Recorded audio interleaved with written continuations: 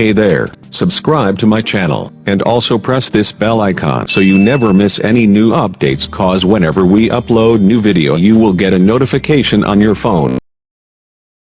Part 1.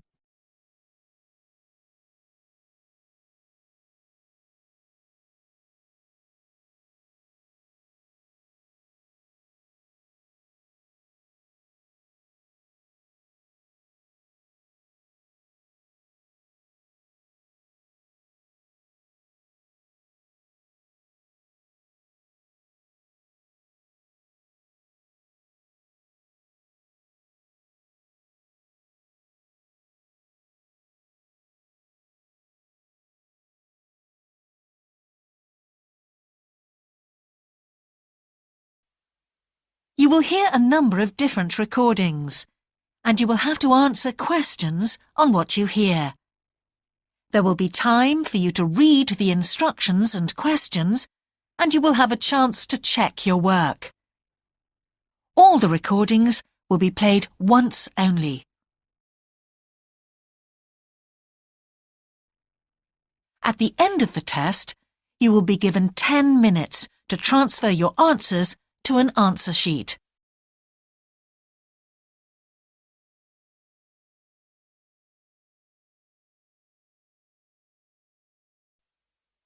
You will hear a man asking for information about health services in the place where he is living. First, you have some time to look at questions 1 to 6.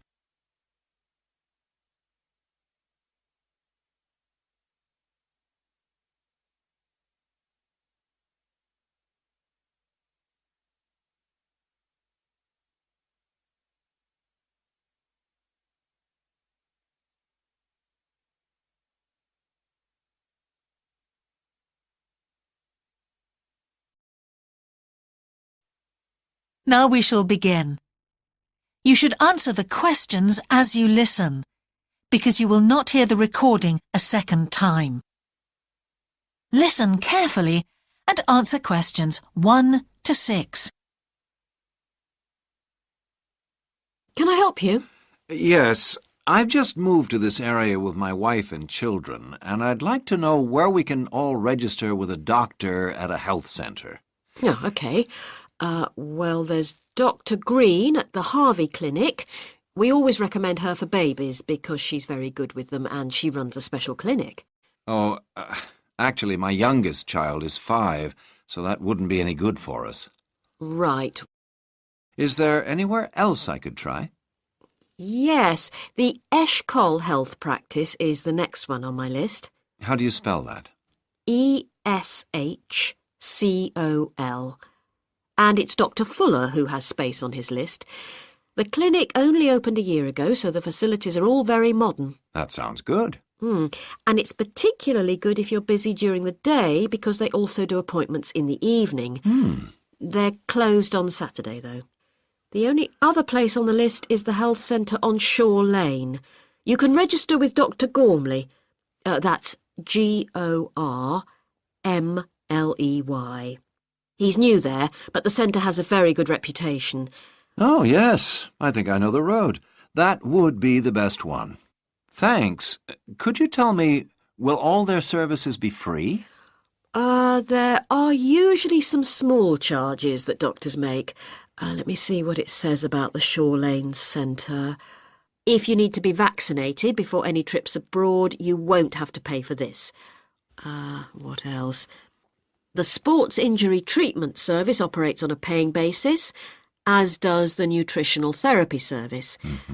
Some health centres do offer alternative therapies like homeopathy as part of their pay-to-use service. Shore Lane are hoping to do this soon. I think they may start with acupuncture. Oh. And finally, if you need to prove you're healthy or haven't had any serious injuries before a new employer will accept you, you can get a free fitness check-up there. But you'd most likely have to pay for insurance medicals, though. OK, thanks.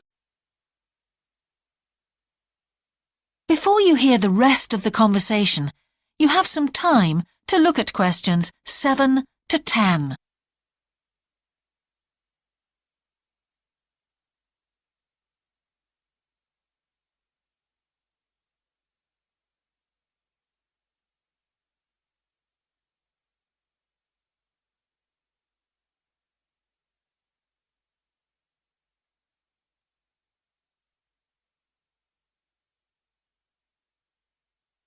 Now listen and answer questions 7 to 10. You might also be interested to know the centre is running a pilot scheme of talks for patients. I've got the list here. Actually, they look very interesting. What sort of things? Well, the first one's about giving up smoking. It's next week, the 25th of February at 7 p.m, and that's in room 4. It says the talk will stress the health benefits, particularly for people with asthma or heart disease. That sounds very interesting.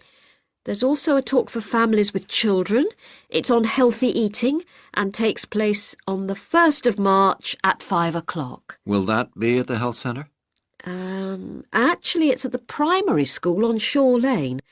I imagine they're inviting the parents of pupils there. It says here, all welcome. I might go to that if I have time. There's a couple of other talks. One giving advice about how to avoid injuries while doing exercise. It's on the 9th of March. Oh, it's a late afternoon talk at 4:30, and it'll be in room 6.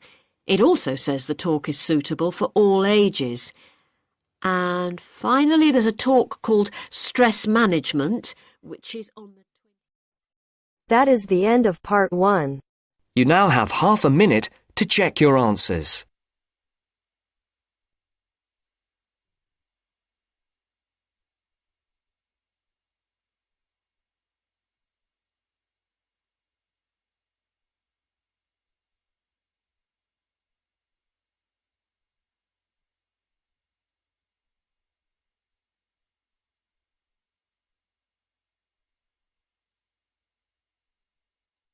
Now turns to part 2. Part 2.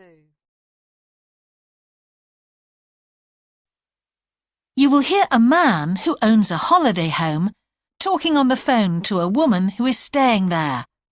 First, you have some time to look at questions 11 to 13.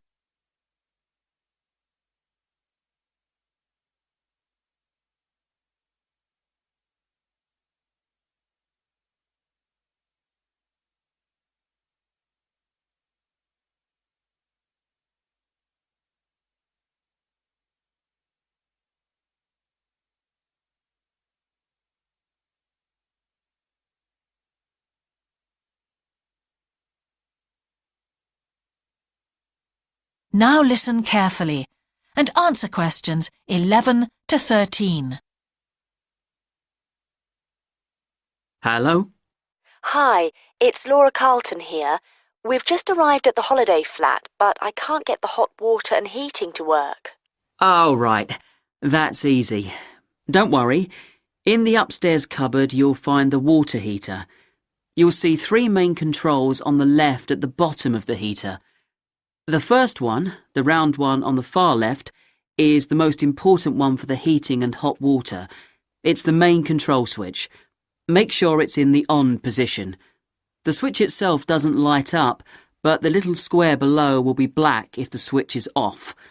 That's probably what's happened. It's got switched off by mistake. The middle one of these 3 controls, you'll see it's slightly larger than the first one, controls the radiators. If you feel cold while you're there and need the radiators on, this needs to be turned to maximum. The last of the 3 controls, the one on the right, is usually on about a number 4 setting, which for the water in the taps is usually quite hot enough. Below the heating controls in the middle is a small round plastic button. If there isn't enough water in the pipes, sometimes the heater goes out. If this happens, you'll need to press this button to reset the heater. Hold it in for about 5 seconds and the heater should come on again. Then there's a little square indicator under the 3rd knob that's a kind of alarm light. It'll flash if you need to reset the heater. It sounds complicated. I'm sure you won't have any problems with it. There should be some more instructions on the side of the heater. Call me back if you can't make it work. OK. Before you hear the rest of the conversation, you have some time to look at questions 14 to 20.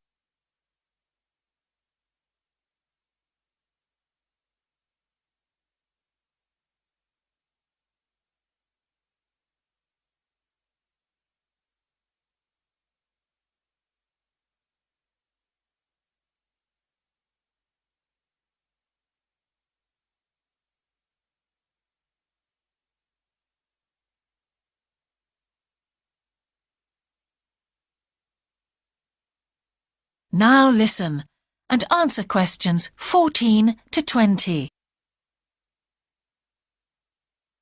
While you're on the phone, we haven't managed to find a few things we need, like extra pillows for the beds and some washing powder. Is there any here? Pillows, yes. If you look in the cupboard, the large white one upstairs, to the left of the bathroom door, there should be 4 or 5 on the top shelf. And if you want to do some washing, there's some powder for that, probably by the back door. There's a kind of shelf there above the sink. In fact, I'm sure there's some there in a large blue box. You need about half a cupful for each wash. Oh, and that reminds me. The spare key to the back door is hanging on a hook on the wall by the sitting room window. Please make sure to put it back when you've used it. The previous guest lost it in the garden and I had to get another one made. And if you have any trouble with the lamps, you'll find some spare bulbs in a large cardboard box.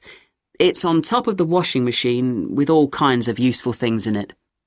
Oh, and another thing I forgot to mention when we last spoke. Yes? I've left you a local map, so you'll be able to find your way around easily. It shows the whole area. I put it in the top drawer of the chest under the TV in your bedroom. There's a whole file of local information in there too. Thanks. What about visiting the town? Can you give us any advice? Yes. You'll need to take the car. It's too far to walk from the flat, really. You have to pay to leave your car in all the car parks now, I'm afraid. I like the one that's by the station best, and you can walk to the town centre from there in 5 minutes. That's where all the best restaurants are. But if you want a takeaway, the Italian one does really good pasta and pizzas. Call 732281 for that one, or 766119 for the Chinese. They're both good, and they'll both deliver to the flat. As for places to visit, yes, do go and see the Railway Museum. The exhibition is small, but really good. It gets very crowded on Sundays, so I suggest you visit it on a quieter day, later in the week, but not on Thursdays, which is market day. You won't find anywhere to park, and it's also the only day of the week when they're not open. Anything else? Not for the moment. Thanks. That is the end of part 2. You now have half a minute to check your answers.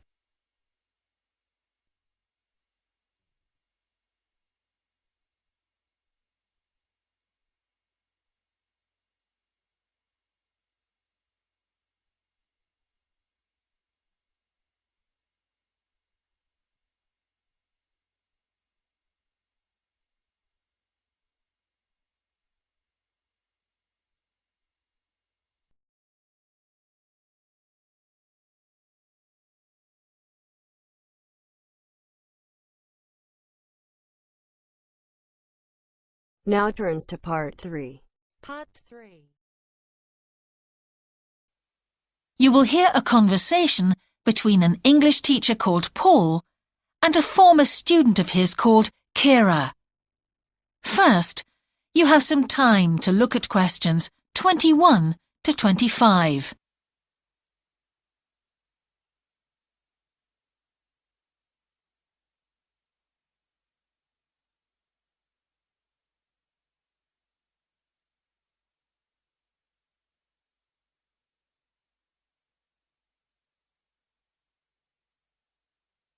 Now listen carefully and answer questions 21 to 25. Hello, Kira. How are you? Fine, thanks, Paul. How are you? Well, thanks. It's good to see you. It must be 12 months since you did our course. That's right. It's nice to come back and say hello. What course did you enroll in? Actually, I went straight into third-year pharmacy. They credited me with 2 years, which probably made it more difficult for me. On the other hand, you were lucky to be granted credits. Is that why you chose the course?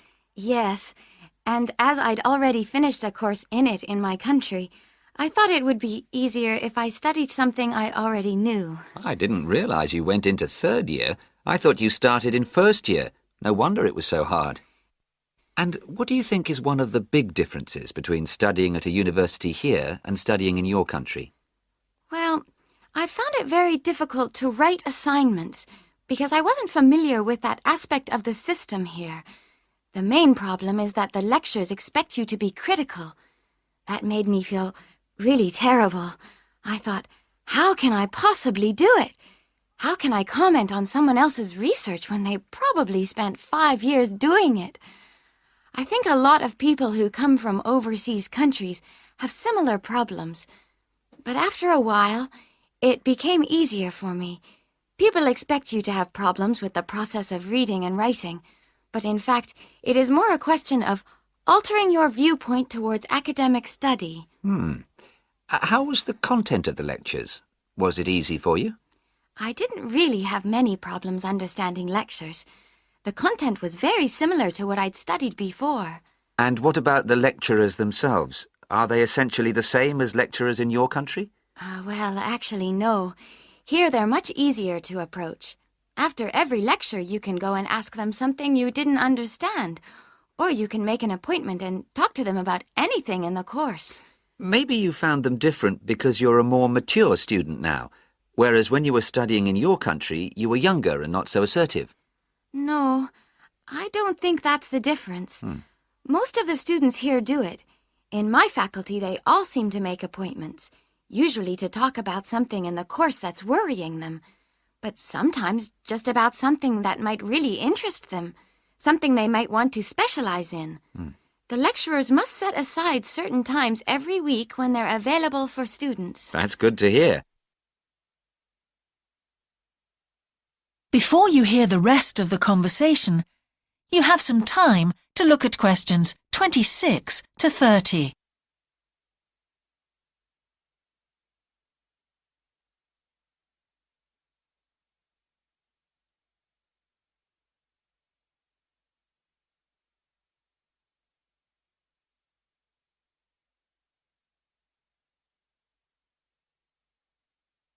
Now listen and answer questions 26 to 30. And how was your timetable? Was it a very busy year? Oh, very, very busy. They make you work very hard. Apart from lectures, we had practical sessions in a lot of subjects. We did these in small groups. I had to go and work 4 hours every week in a community pharmacy. Actually, I enjoyed this very much, meeting new people all the time. Then in second semester, we had to get experience in hospital dispensaries. So every second day we went to one of the big hospitals and worked there. And on top of all that, we had our assignments, which took me a lot of time. Oh, I nearly forgot. Between first and second semesters, we had to work full-time for 2 weeks in a hospital. That does sound a very heavy year. So, are you pleased now that you did it? Do you feel some sense of achievement? Yeah, I do feel much more confident, which I suppose is the most important thing. And have you got any recommendations for people who are studying from overseas?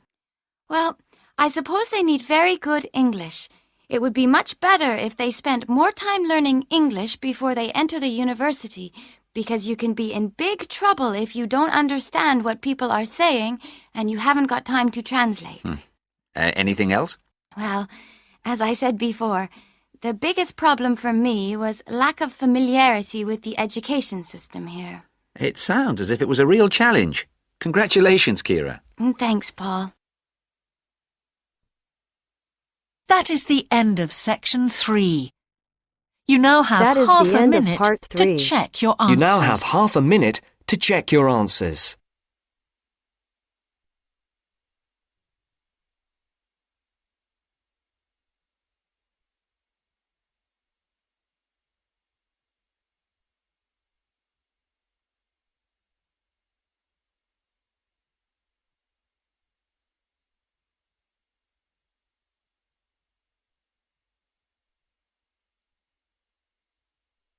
Now turns to part 4. Now turn to section 4.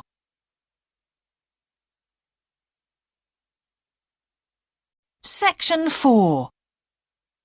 You will hear a talk about a project on the wildlife found in city gardens in Britain. First, you have some time to look at questions 31 to 40.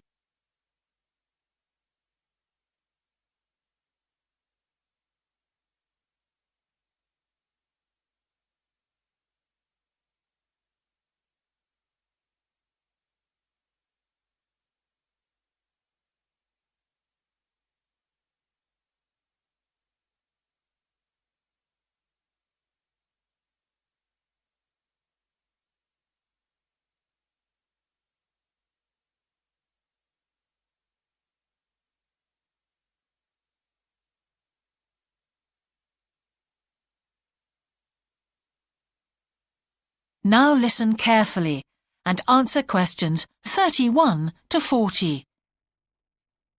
Good morning. Today I'd like to present the findings of our Year 2 project on wildlife found in gardens throughout our city.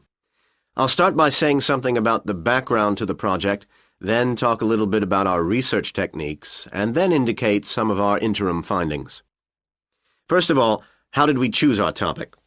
Well, there are 4 of us in the group, and one day, while we were discussing a possible focus, 2 of the group mentioned that they had seen yet more sparrowhawks, one of Britain's most interesting birds of prey, in their own city centre gardens, and wondered why they were turning up in these gardens in great numbers. We were all very engaged by the idea of why wild animals would choose to inhabit a city garden. Why is it so popular with wildlife when the countryside itself is becoming less so? The first thing we did was to establish what proportion of the urban land is taken up by private gardens. We estimated that it was about 1/5, and this was endorsed by looking at large-scale usage maps in the town land survey office, 24% to be precise. Our own informal discussions with neighbors and friends led us to believe that many garden owners had interesting experiences to relate regarding wild animal sightings. So we decided to survey garden owners from different areas of the city.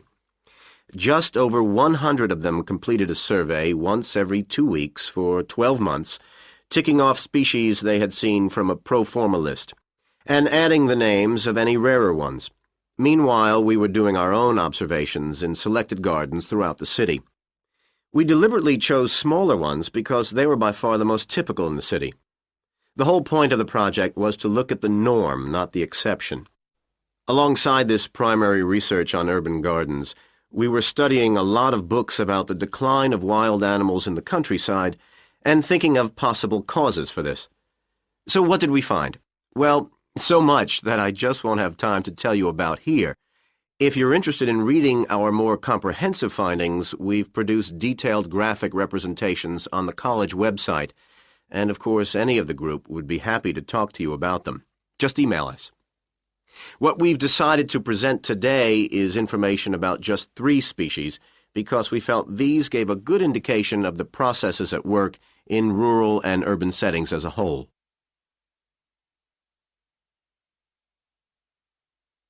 The first species to generate a lot of interesting information was frogs, and there was a clear pattern here.